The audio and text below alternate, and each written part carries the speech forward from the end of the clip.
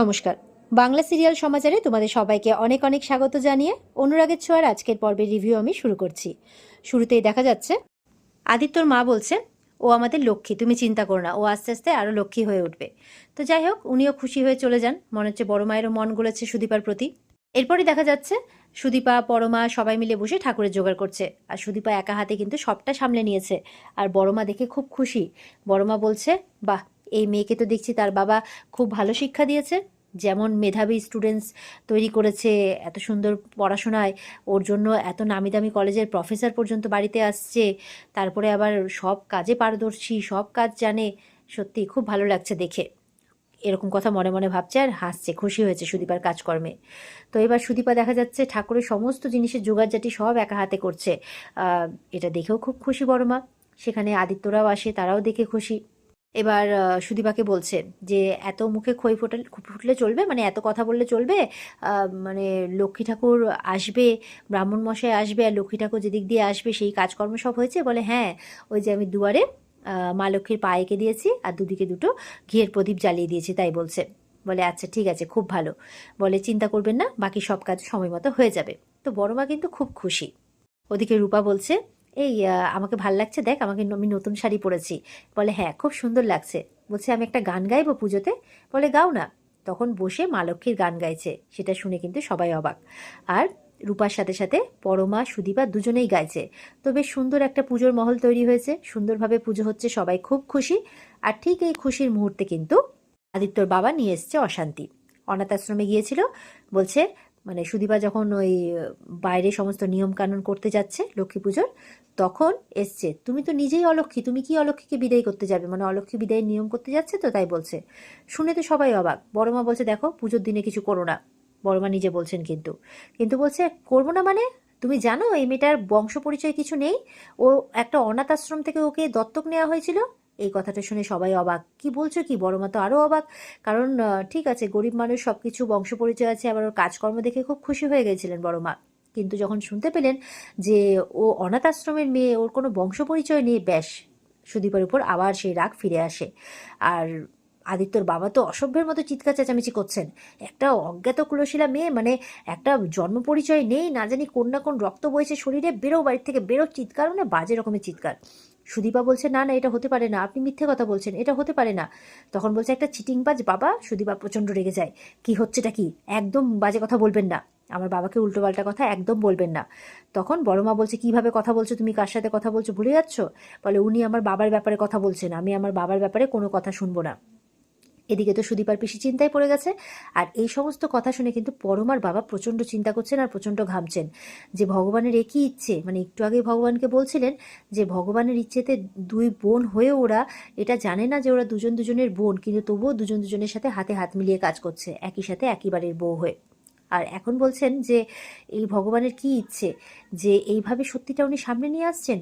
যদি সুদীপার সত্যিটা সামনে আসে তাহলে তো পরমার সত্যিটাও সামনে আসবে, কারণ সুদীপার পিসি সবটা বলে দেবে।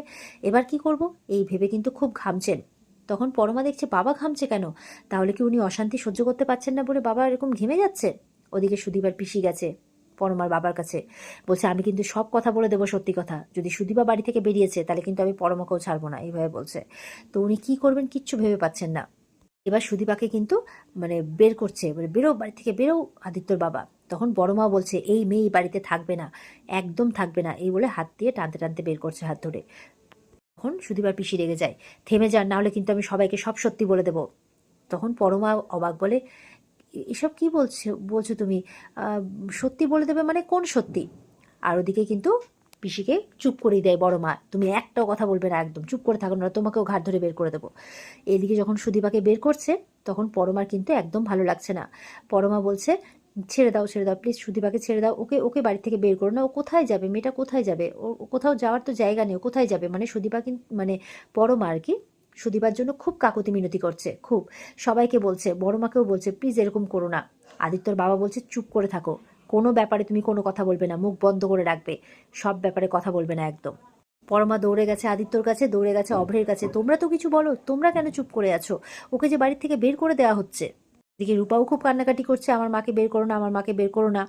আদিত্যর মাও থামানোর চেষ্টা করছে, এসব কি করছো, পুজোর দিনে কেন এরকম করছো তোমরা? পরমা প্রচণ্ড রেগে গেছে, আদিত্যর বাবাকে বলছে পুজোর দিনে আপনি কি অশান্তি শুরু করেছেন। পরমার উপরে উল্টে চিৎকার করছে আদিত্যর বাবা। এই চলছে আর কি, একটা সুন্দর পুজোর একটা মনোরম পরিবেশ তৈরি হয়েছিল, কিন্তু সেই পরিবেশটাকে আদিত্যর বাবা একদম ভেস্তে দিল। শেষে সেই অনাথ আশ্রম থেকে আনা যে পেপারটা, যেখানে মানে দত্তক নিয়েছিলেন তো সুদীপার বাবা, তো সেখানে তার সিগনেচার আছে, সেই পেপারটা দেখাচ্ছে। সেটা দেখে তো আরও অবাক সবাই। আর বড় মা এদিকে হাত ধরে টানতে টানতে বের করছে সুদীপাকে। তখন আদিত্য বলছে, দাঁড়াও বড় মা, ওর পরিচয় আছে। বলে কি? বলে ও আমার স্ত্রী। আমি যদি এই বাড়িতে থাকতে পারি তো তাহলে ও আমার স্ত্রীর পরিচয় এই বাড়িতে থাকতে পারে, ওকে এইভাবে বের করে দিতে পারো না। সে একটা মেয়ে তার বাড়ি ছেড়ে, পরিবার ছেড়ে শ্বশুর বাড়িতে আসে, স্বামীর বাড়িতে, সেই বাড়িটাকে নিজের করার জন্য। আমিও সুদীপাকে এই বাড়িতে এনেছি, তাই এখন ওর সব থেকে বড় পরিচয় ও আমার স্ত্রী। তাছাড়া আমি একজন পুলিশ অফিসার, আমার ওখানে যখন কোনো কেস আসে না এরকম, তখন আমি কোনো পিতৃ পরিচয়হীন মানে মেয়ে বা ছেলেকে বাড়ির থেকে বের করে দিতে অনুমতি দিই না। তাহলে আমি আমার বাড়িতে এরকম ঘটনা ঘটতে কি করে দিতে পারি? অভ্র খুশি হয় আদিত্যর সিদ্ধান্তে, বলছে ও আদিত্য চৌধুরীর স্ত্রী সুদীপা চৌধুরী, ও কোথাও যাবে না। পরমা মনে মনে বলছে, আমি এতক্ষণ তোমার জন্য ভাবছিলাম সুদীপা, কিন্তু তোমার জন্য ভাবার তো একজন আছে, আমার জন্য কেউ নেই জানো তো। সত্যি আমি বোধহয় অনাথ সব থেকে। সুদীপা বলছে, আমি জানি না কি সত্যি কি মিথ্যে। সুদীপা কাঁদতে কাঁদতে বলছে, এত বড় একটা শখ পেয়েছো তো। তো বলছে, আমার জন্য আপনাকে কষ্ট পেতে হবে না, আমি আপনাকে মুক্তি দিলাম এই সম্পর্ক থেকে, আমি চলে যাব। আদিত্য বলছে, আমি মুক্তি চাই না। রূপা বলছে, বাবার কথা শোনো মা, বাবার কথা শোনো। আদিত্য বলছে, বড় মা, তোমার বনেদি বাড়ির নিয়মও তো এই কথা বলে না, শরণাগতকে কখনো ত্যাগ করতে নেই। তো সুদীপার পিসি তো এইভাবে বলছে। তখন পরমা দেখছে কি ব্যাপার, সুদীপার পিসি আমার পাপার সাথে কি কথা বলছে। তখন এসে বলছে, কি ব্যাপার, আপনি আমার পাপার সাথে কি কথা বলছেন। আর দেখছে তার পাপার শরীরটা ক্রমাগত খারাপ হচ্ছে। আর ওদিকে বাড়িতে কিন্তু খুব চিৎকার চেঁচামেচি চলছে। ঠিক সেই সময় প্রমাণস্বরূপ আদিত্যর বাবা কি করে, ওই অনাথ আশ্রমের যে মহিলা তাকে নিয়ে আসে। তিনি আসেন আর এসে বলছে, মানে উনি দেখে খুব খুশি হন যে যে বাচ্চাকে উনি ওনাদের হাতে তুলে দিয়েছিলেন সেই বাচ্চাকে এত বড় দেখে তিনি সত্যিই খুব খুশি হন। বলছে, হ্যাঁ মা, এটাই সত্যি, আমার এখনও সেই দিন মনে আছে, অনেক প্রবল ভূমিকম্প হয়েছিল, সেই ভূমিকম্পে প্রচুর মানুষ মারা গিয়েছিল, কিন্তু তোমরা দুই যমজ বোন, তোমরা তো মায়ের সন্তান। এটা শুনে সবাই অবাক। হ্যাঁ, মায়ের মূর্তিটা যখন পড়ে যাচ্ছিল তখন মায়ের মূর্তি কিন্তু আটকে যায়, আর তার নিচেই ছিলে তোমরা দুই বোন, মাই তোমাদের রক্ষা করেছেন, তাই তোমরা মায়ের সন্তান। ওই ভূমিকম্পে কেউ বাঁচেনি, শুধু তোমরা রক্ষা পেয়েছিলে। তারপরে তোমাদেরকে ওখান থেকে আমাদের অনাথ আশ্রমে আনা হয়, আর সেখান থেকেই মানে পরিবারের হাতে আমরা তুলে দিই আর কি তোমাদেরকে। কিন্তু তোমার পাশে তোমার বোন, ছোট্ট বোন শুয়েছিল। তখন পরমাকে পাশে দেখে বলছে, তোমরা দুই বোন বুঝি, তোমাদের দুইজনকে দেখে যেন আমি সাক্ষাৎ মা লক্ষ্মীর দর্শন পেয়ে গেলাম। তখন পরমা বলছে, না না, আপনার কোথাও ভুল হচ্ছে, আমি ওর বোন নই, আমি কেউ নই, ওর কেউ নই। তখন বলছে, মাম্মা, আমাকে কেন বলছে ওনারা এরকমভাবে, আমাকে কেন বলছে। পরমার বাবা কিন্তু ওই অনাথ আশ্রমের মহিলাকে দেখে একদম বসে পড়েন সোফাতে, মুখ লুকিয়ে ফেলেন যাতে ওনাকে দেখতে না পায়। আর উনি তো খুব ঘাবড়াচ্ছেন। আর এদিকে সুদীপার পিসিকে হাত জোর করে অনুরোধ করছেন দূর থেকে ইশারায়। সেই ব্যাপারটা আদিত্যর মা ফলো করে, যে কি ব্যাপার, অতনুবাবু মানে সুদীপার পিসিকে হাত জোর করে কি অনুরোধ করছেন, এমনটা মনে মনে বলে। উনি যখন মানে সেই অনাথ আশ্রমের মহিলা, তিনি যখন সেই দিনের ভূমিকম্পের ঘটনাগুলোর কথা বলছিলেন, তখন কিন্তু রূপার একটু কেমন করছিল, মানে রূপার যেন কিছু কিছু মনে পড়ছিল, এরকম একটা ব্যাপার, যেন তার কথাগুলো খুব চেনা লাগছিল, খুব শোনা, খুব চেনা বলে মনে হচ্ছিল কথাগুলো, যেন সে সবটা জানে এরকম তার মনে হচ্ছিল।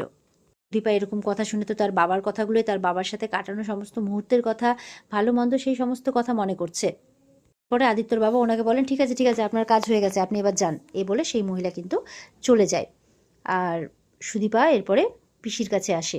পিসি, উনি কি বলছেন, উনি কি সত্যি বলছেন এই কথাগুলো, বলো আমাকে। মাথায় হাত দিয়ে বলছে, তখন মানে মাথায় হাত দিয়েছে, পিসির হাতটা সুদীপা তার মাথায় দিয়েছে।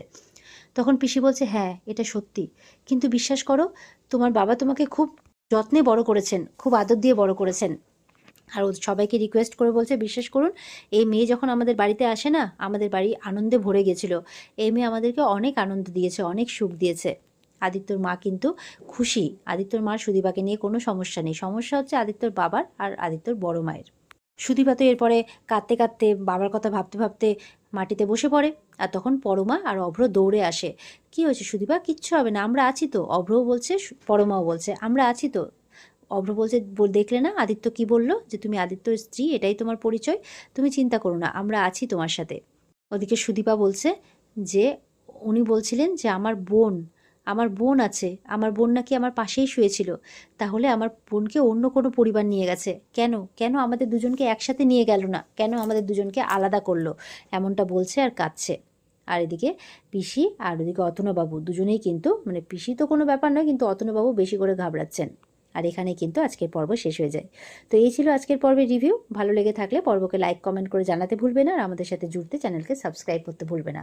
দেখা হচ্ছে তোমাদের সাথে আগামীকালকে। সবাই খুব ভালো থাকবে। পর্বের বিস্তারিত দেখতে স্টার জলসার পর্দায় চোখ রাখবে। টাটা।